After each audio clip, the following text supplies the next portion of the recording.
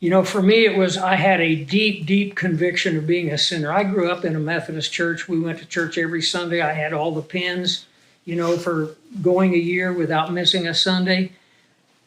And I came away with only one understanding, but it was a good one because it was part of the building blocks that led me to faith, and that was sinners go to hell. Of course, I thought good people go to heaven, sinners go to hell, and I knew which I was. There was no question in my mind.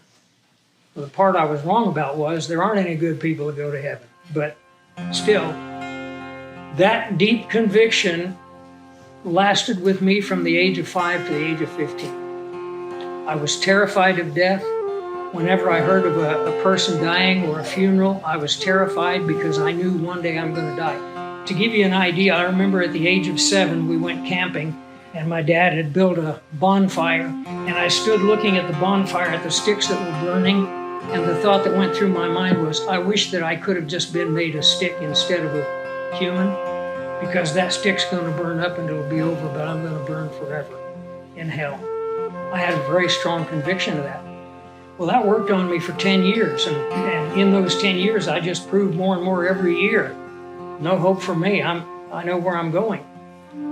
And then finally, a guy came to me, and we met and shared with me John 3:16. And to be honest, I didn't understand it at all. But he said, memorize this verse. And I did. And I met up with him 2 or 3 weeks later, and he said, did you memorize the verse? I said, yeah, I could quote it. John 3:16. For God so loved the world that he gave his only begotten Son, so that whoever believes in him should not perish, but have everlasting life. I went through it.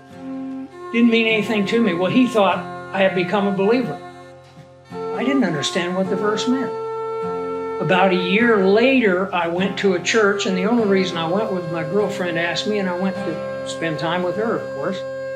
And I'm sitting in this church, and the pastor stands up, and he starts preaching the gospel, and for the first time in my life, I understood.